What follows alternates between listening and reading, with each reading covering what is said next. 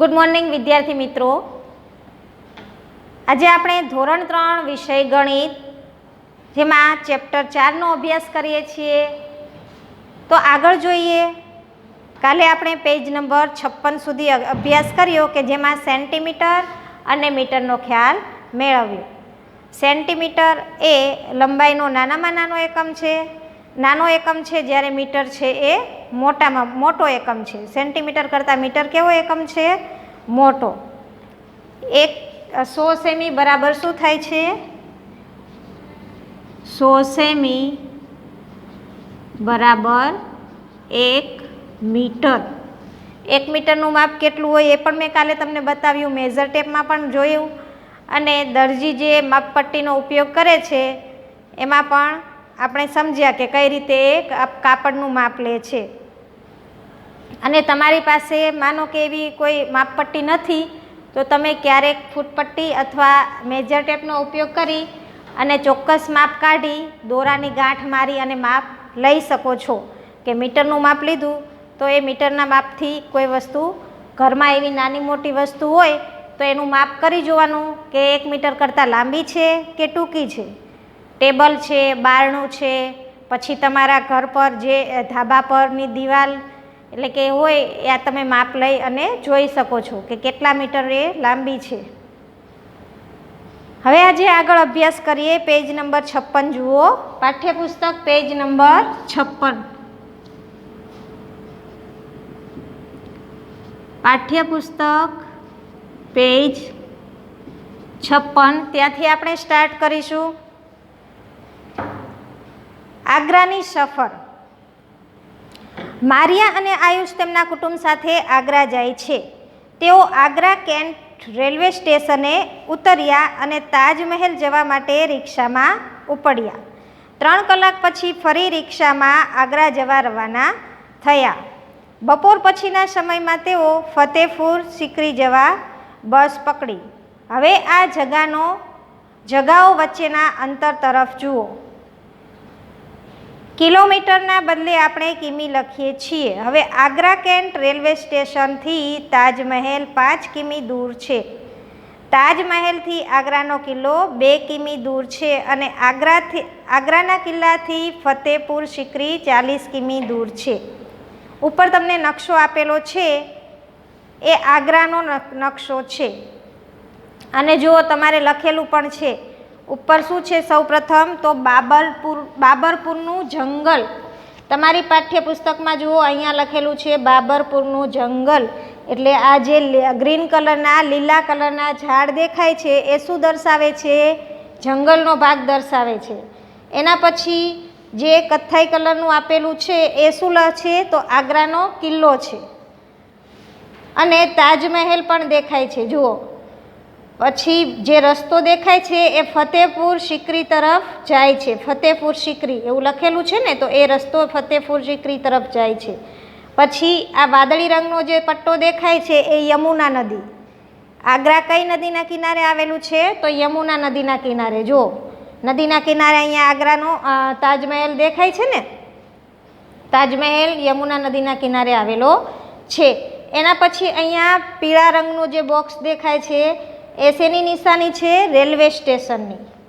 અને અહીંયા તમને રેલવે ટ્રેક જે છે એ દોરેલો છે કે જ્યાં ગાડી જતી દેખાય છે. અને અહીંયા ઉપર છે એ બાબરપુરનું જંગલ છે અને નીચે પણ એક જંગલ આપેલું છે જે તાજનું જંગલ છે. તો હવે આપણે માપ જોઈએ. તો અહીંયા તમારે આપણે જોયું કે 100 સેન્ટીમીટર બરાબર 1 મીટર થાય. તો એ રીતે જ્યારે 100 મીટર થાય ને, 1000 મીટર, 100 નહીં પણ 1000 મીટર થાય ત્યારે 1 કિલોમીટર થાય. શું થાય? 1 કિલોમીટર. હવે 1 કિલોમીટરને આપણે ટૂંકમાં શું લખીએ છીએ? કિમી. કિમી એટલે કે કિલોમીટર. સેન્ટીમીટરને આપણે ટૂંકમાં સેમી લખીએ છીએ. મીટરને ટૂંકમાં શું લખીએ છીએ? મી. અને કિલોમીટરને ટૂંકમાં શું લખાય? કિમી. તો જ્યારે 1000 મીટર થાય ત્યારે 1 કિલોમીટર એટલે 1 કિમી કહેવાય. તો આટલું લાંબુ માપ શેનું હોય?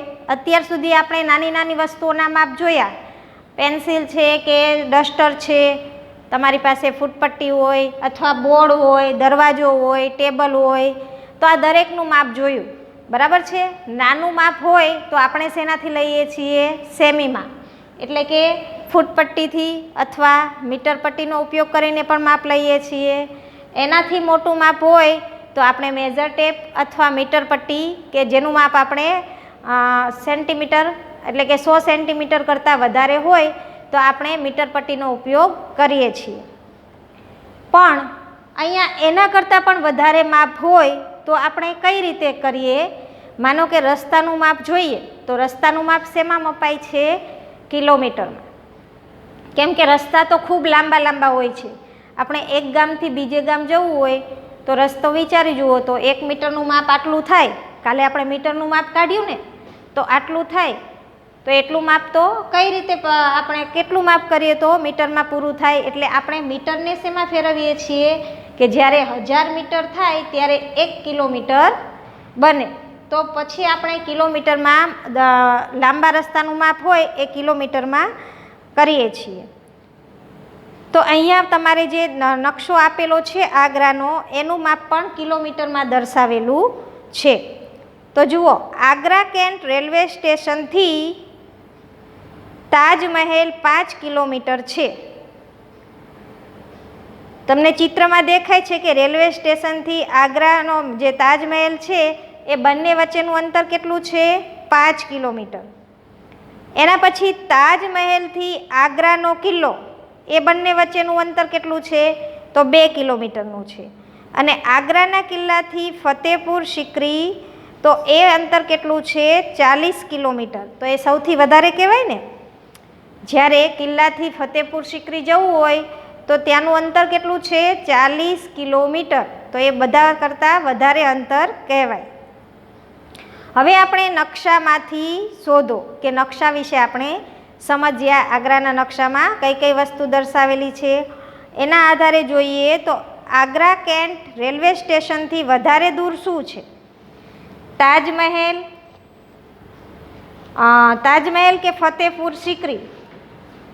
એ બે વસ્તુમાંથી દૂર શું છે? તો તાજમહેલ અને ફતેપુર સિકરી એ બંનેમાં ફતેપુર સિકરી આગ્રા કેન્ટથીના રેલવે સ્ટેશનથી વધારે દૂર છે. પહેલા પ્રશ્નના જવાબમાં તમારે શું લખવાનું છે? ફતેપુર સિકરી. પ્રશ્ન નથી લખતી, સીધો જવાબ જ લખું છું. પ્રશ્ન તમારે આપેલો છે ત્યાં તમારે એની બાજુમાં જવાબ લખવાનો અથવા નોટબુકમાં આના જવાબ તમારે લખવાના છે. આગ્રા કેન્ટ રેલવે સ્ટેશનથી વધારે દૂર શું છે? તો આપણે લખીશું ફતેહપુર સિકરી.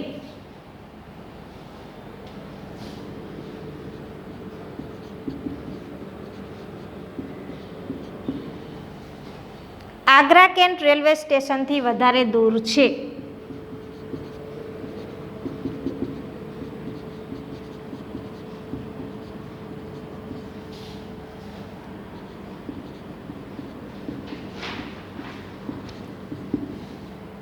તમે નકશામાં જુઓ તો પણ ખબર પડશે. જ્યારે તમે માપ જુઓ તો ત્યાં લખેલું જ છે કે રેલવે સ્ટેશનથી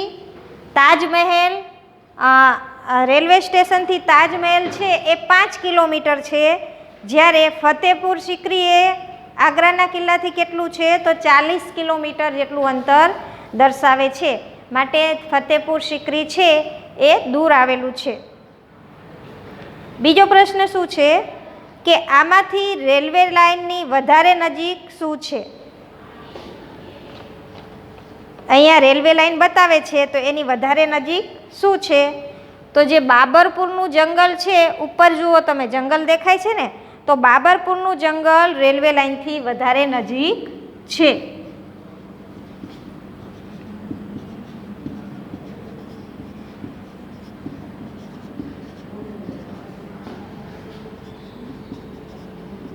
બાબરપુરનું જંગલ રેલવે લાઇનથી વધારે નજીક છે.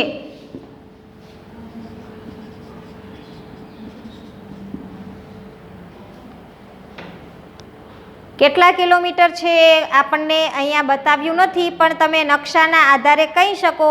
નકશામાં જુઓ તો નકશામાં બાબરપુરનું જંગલ છે એ રેલવે લાઇનની નજીક છે. અને અહીંયા ઓપ્શનમાં પણ તમને બે આપેલા છે કે બાબરપુરનું જંગલ કે તાજનું જંગલ. તો રેલવે લાઇનની નજીકમાં કયું જંગલ આવે? બાબરપુરનું. તાજનું જંગલ છે એ રેલવે લાઇનથી કેવું છે? દૂર છે. ત્રીજો પ્રશ્ન છે, યમુના નદીની વધારે નજીક શું છે?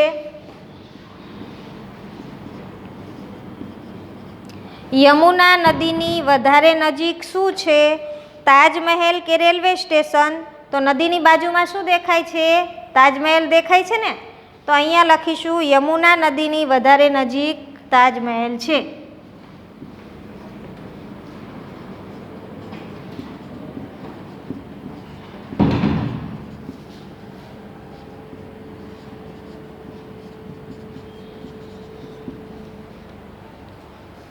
તમારે પાઠ્યપુસ્તકમાં લખવું હોય તો ત્યાં ટૂંકમાં લખી નાખો, નહીંતર તમારી નોટબુકમાં દરેક પ્રશ્નના જવાબ લખશો તો તમારે ગમે ત્યારે વાંચવું હોય તો સરળતાથી જોઈ શકાય. 3 પ્રશ્નો છે એ જોઈ લો, સ્ક્રીનશોટ લઈ લેજો. હવે જોઈએ આગળ, પેજ નંબર 58.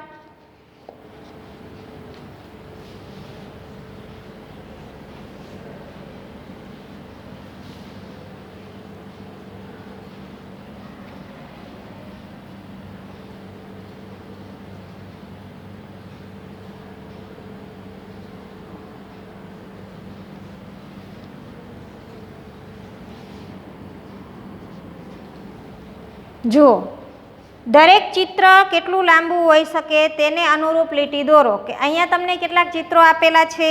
અળસિયું છે, બાળક છે, નખ છે, સાડી છે અને રસ્તો છે. તો એ દરેકનું આપણે માપ જોવાનું છે કે કઈ વસ્તુ કેટલી લાંબી છે. એ તમને જોડકાના સ્વરૂપે આપેલું છે. તો અહીંયા પેલું શું છે? જોડકા, જોડો.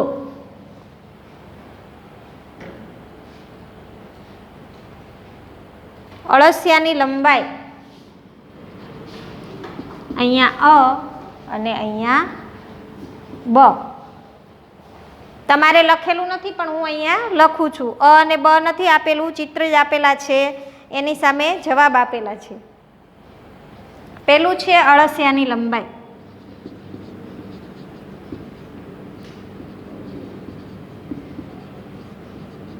અળસિયાની લંબાઈ. બીજું છે બાળકની ઊંચાઈ.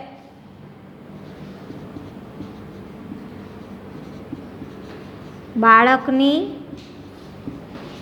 ઊંચાઈ. ત્રીજું શું આપેલું છે? આંગળીના નખની પહોળાઈ.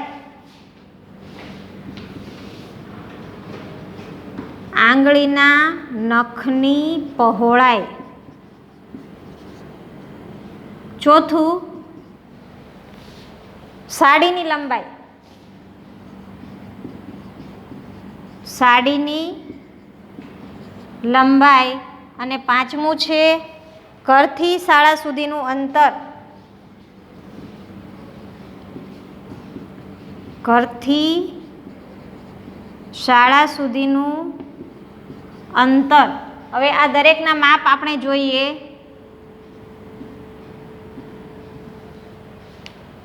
તો જુઓ, અ બ ક ડ અહીંયા આપું છું. અ બ ક ડ અને ઈ. અ બ ક ડ ઈ. પેલું છે 1 કિલોમીટર. 1 કિલોમીટર. 5 મીટર. 10 સેન્ટીમીટર. એના પછી છે 1 સેન્ટીમીટર અને 1 મીટર. 1 સેન્ટીમીટર અને 1 મીટર. અળસિયાની લંબાઈ. તો અળસિયાની લંબાઈ કેટલી હોઈ શકે? તો અળસિયું આટલું બધું લાંબુ હોય નહીં, બરાબર છે, સેન્ટીમીટરમાં એટલે કે નાનું હોય. તો અળસિયાની લંબાઈ છે એ 10 સેન્ટીમીટર હોઈ શકે. 1 સેન્ટીમીટર તો એ ખૂબ નાનું કહેવાય. 1 સેન્ટીમીટર એટલે આટલું થાય, તો એટલું અળસિયું ના હોય. અળસિયું કેટલું હોય? 10 સેન્ટીમીટરનું. તો અહીંયા આપણે પહેલાંના જવાબમાં શું લખવાનું છે? ક. તમારે જોડકા જોડવા હોય તો જોડી શકો છો, નહીંતર એની બાજુમાં લખી શકો છો. પહેલાંમાં શું આવશે? ક. પછી બાળકની ઊંચાઈ. બાળક છે એ આપણે અગાઉ પણ જોયું કે 1 મીટરની આસપાસ હોય, બરાબર છે. અહીંયા કિલોમીટર છે, અહીંયા મીટર છે ને અહીંયા 5 મીટર છે. તો 5 મીટર તો મમ્મી પપ્પા હોય તો એની હાઇટ પણ એટલી બધી નથી હોતી. માટે અહીંયા બાળકની હાઇટમાં આપણે શું લખીશું? 1 મીટર એટલે કે ઈ આવશે. બીજામાં શું આવશે? ઈ. અને તમારે જોડકું જોડવું હોય તો આ રીતે જોડી શકો છો. ત્રીજું છે આંગળીના નખની પહોળાઈ. આ આંગળી છે એનો નખ અને એની પહોળાઈ કીધું છે, લંબાઈ નહીં, પહોળાઈ. તો પહોળાઈ 1 સેન્ટીમીટર જેટલી હોઈ શકે, કેમ કે એના કરતાં નાનો એકમ છે નહીં. તો અહીંયા આપણે આંગળીના નખની પહોળાઈમાં શું લખીશું? ડ. 1 સેન્ટીમીટર. એના પછી સાડીની લંબાઈ. તો સાડીની લંબાઈ તમે મમ્મીને પૂછી જોજો, એમની સાડી જોઈ જોજો. જ્યારે ધોવે અને સુકાતી હોય તો કેટલી લાંબી હોય છે? તો એમાં આવશે બ. 5 મીટર જેટલી લાંબી હોય. સાડી કેટલી લાંબી હોય? 5 મીટર. પછી ઘરથી શાળા સુધીનું અંતર. તો હમણાં આપણે આગ્રાનો જે નકશો જોયો એમાં સમજ્યા કે જ્યારે રસ્તાનું લાંબુ માપ લેવું હોય તો એ શેમાં મપાય છે? કિલોમીટરમાં. તો અહીંયા કિલોમીટરનું અંતર 1માં જ આપેલું છે. તો ઘરથી શાળા સુધીનું અંતર કેટલું આવશે? એમાં આવશે અ 1 કિલોમીટર. તો આ પ્રમાણે તમારે જોડકા તમારી પાઠ્યપુસ્તકમાં જોડવાના છે અને નોટમાં પણ લખવાનું છે. જોઈ લેજો અને સ્ક્રીનશોટ લઈ લેજો. હવે જોઈએ પેજ નંબર 59.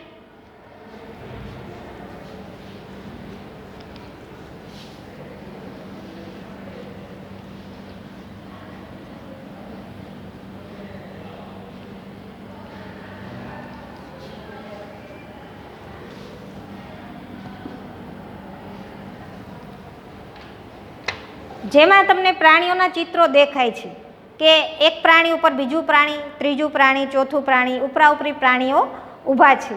હવે અહીંયા શું કહે છે કે લાંબી પૂંછડીની હરીફાઈ સ્પર્ધા.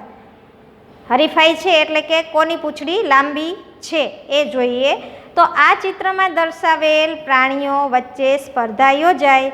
જે પ્રાણીની પૂંછડી સૌથી લાંબી હતી તેણે ઇનામ જીત્યું. હવે વિચારો કે કોને પ્રથમ ઇનામ મળ્યું હશે, કોને દ્વિતીય ઇનામ મળ્યું હશે. સૌથી લાંબી પૂંછડીની લંબાઈનું માત્ર અનુમાન કરો. તો અહીંયા જુઓ, હાથીની પૂંછડી તો એ તો તમને ટૂંકી દેખાય જ છે. ગાયની પૂંછડી એ લાંબી છે, પણ ગાયના પ્રમાણમાં જે ગાય મોટું પ્રાણી છે તો એના પ્રમાણમાં એટલી બધી લાંબી ન કહેવાય. એના પછી છે ડુક્કર. તો એની પૂંછડી પણ ટૂંકી છે, બહુ લાંબી નથી. અને ઉપર વાંદરો છે તો વાંદરાની પૂંછડી, વાંદરા કરતાં એના પૂંછડીનું પ્રમાણ લાંબાઈ વધારે હોય છે. તો લાંબી પૂંછડી કોને કહેવાય? વાંદરાને. તો અહીંયા આપણે શું લખીશું? પ્રશ્ન 1 પાછળ આપેલું છે, જુઓ. નથી, અહીંયા જ આપણે જે ઉપર આપેલું છે તેમાં જ લખવું પડશે કે વાંદરાની પૂંછડી સૌથી લાંબી હશે. નીચે તમારે નોટમાં લખજો કોની પૂંછડી સૌથી લાંબી. તો વાંદરાની પૂંછડી સૌથી લાંબી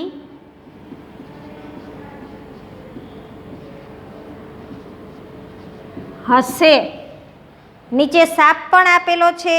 તો સાપ છે એ ઘણો લાંબો હોઈ શકે, પણ એની પૂંછડી કીધી છે તો પૂંછડીનો ભાગ તો ટૂંકો જ હોય. આખો સાપ છે તો એની પૂંછડી ના ગણાય, જેનો એનો પાછળનો થોડો ભાગ છે એ જ પૂંછડીનો ગણાય. વાંદરાની પૂંછડી સૌથી લાંબી હશે. પ્રથમ ઇનામ વાંદરાને મળશે. પ્રથમ ઇનામ વાંદરાને મળશે. પછી શું કીધું છે કે દ્વિતીય એટલે કે બીજા નંબરનું. દ્વિતીય એટલે શું? બીજા નંબરનું. તો દ્વિતીય ઇનામ ગાયને મળશે.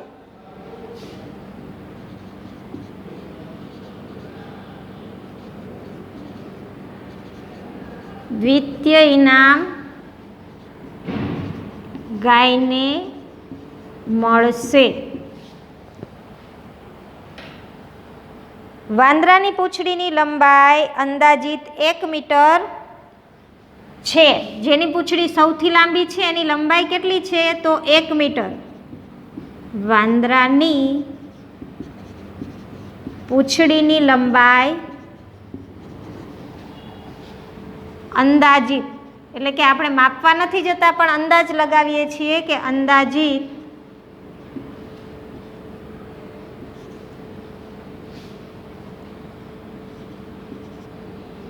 1 મીટર હશે. 1 મીટરની આસપાસ હોઈ શકે, કાં તો 1 મીટરથી નાની પણ હોય અને મોટી પણ હોય.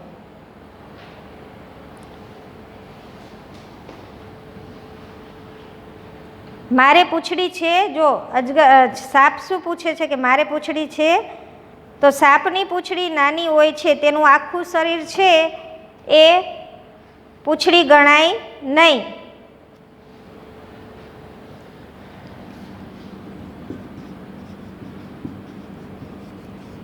સાપની પૂંછડી નાની હોય છે,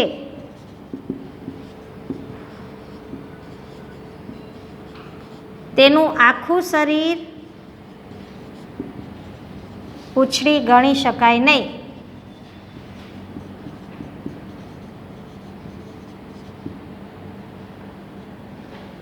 આખું શરીર છે એ પૂંછડી ન ગણી શકાય. પાછળનો જે થોડો ભાગ છે એટલે એ જ પૂંછડી ગણાય, તો એની પૂંછડી કેવી કહેવાય? નાની કહેવાય. તો અહીંયા આપણું ચેપ્ટર 4 એ પૂર્ણ થાય છે, જેમાં આપણે લંબાઈ વિશે સમજ્યા. લંબાઈના એકમો છે એ વિશે જોયું અને સમજ્યા કે લંબાઈનો સૌથી નાનો એકમ શું કહેવાય? સેન્ટીમીટર. પહેલાં આવે સેન્ટીમીટર. 100 સેન્ટીમીટર પછી શું આવે છે? 1 મીટર. એટલે કે સેન્ટીમીટર પછીનો એકમ શું આવશે? મીટર. અને 1000 મીટર થાય એટલે શું બને? કિલોમીટર. તો મીટર કરતાં મોટો એકમ કયો કહેવાય? કિલોમીટર. નાની નાની વસ્તુઓ માપવી હોય તો આપણે શેમાં માપીએ છીએ? સેમીમાં એટલે કે સેન્ટીમીટરમાં. એનાથી થોડી વધારે વસ્તુ લાંબી હોય લંબાઈમાં એટલે કે 100 સેન્ટીમીટર ઉપર, તો આપણે શેમાં માપીએ છીએ? મીટરમાં. અને 1000 મીટર કરતાં પણ વધારે લાંબી વસ્તુ હોય જેમ કે રસ્તાનું માપ છે તો એ શેમાં મપાય છે? કિલોમીટરમાં. તો સેન્ટીમીટર એટલે કે સેમી, મીટર અને પછી શું આવે? કિલોમીટર. આ બધા લંબાઈના એકમો કહેવાય. તમને એમ પૂછે કે લંબાઈનો સૌથી નાનો એકમ કયો? તો સેન્ટીમીટર. અને સૌથી મોટો એકમ કયો? તો શું આવશે? કિલોમીટર. હવે આજે તમને હોમવર્કમાં આઈડિયલની બુકમાં આપેલું છે એમાં પણ આપણે ચેપ્ટર પૂર્ણ થઈ જશે. તો જોઈએ પહેલાં આ બુક તમે જોડે લઈને બેઠા હશો તો પેજ નંબર 39 જુઓ.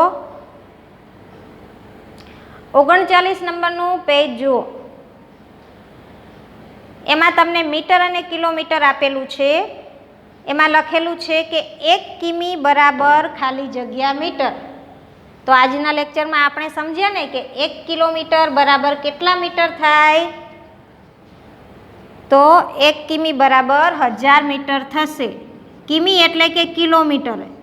1 કિમી બરાબર 1000 મીટર. કેટલું થાય? 1000 મીટર થાય.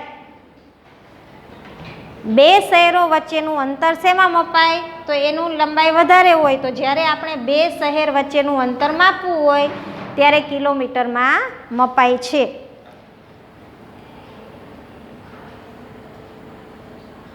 જો અહીંયા તમને એક ચિત્ર આપેલું છે કે જેમાં બે સ્થળ વચ્ચેનું અંતર કિલોમીટરમાં દર્શાવેલું છે.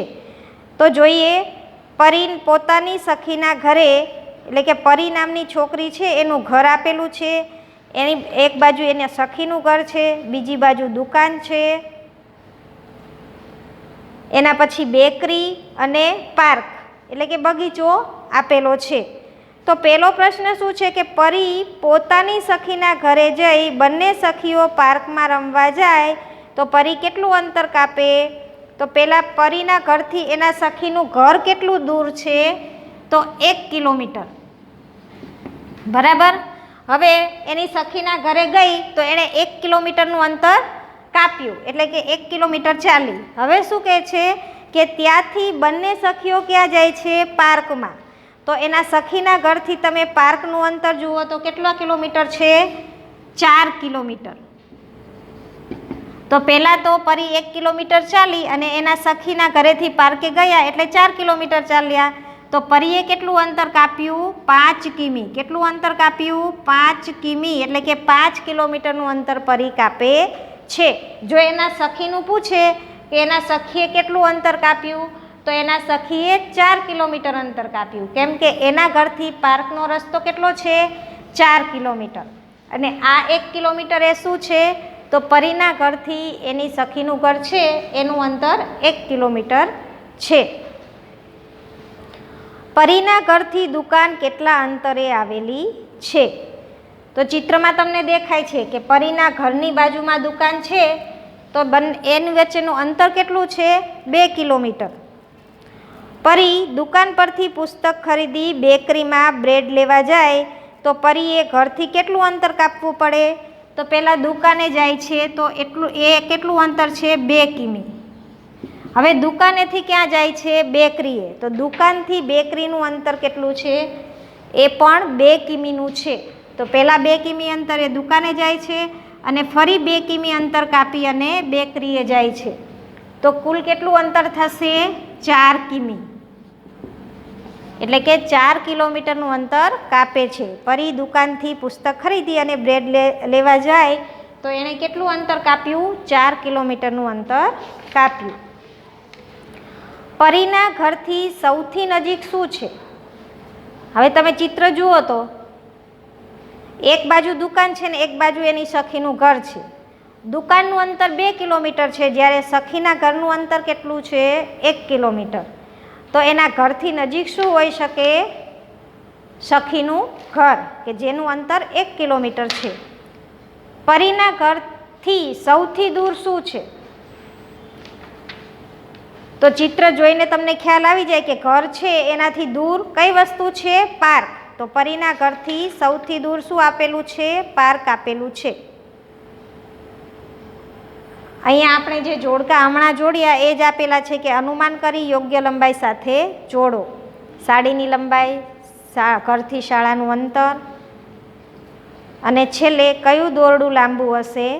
તો અહીંયા જે છેલ્લા નંબરનું ડી વાળું દોરડું છે કે જે ગોળાકાર આપેલું છે પણ એની લંબાઈ આપેલા બીજા દોરડા કરતાં કેવી છે? વધારે છે. તો અહીંયા આપણો ચેપ્ટર 4 એ પૂર્ણ થાય છે. હવે પછી આપણે અગાઉના લેક્ચરમાં ચેપ્ટર 5 ભણીશું.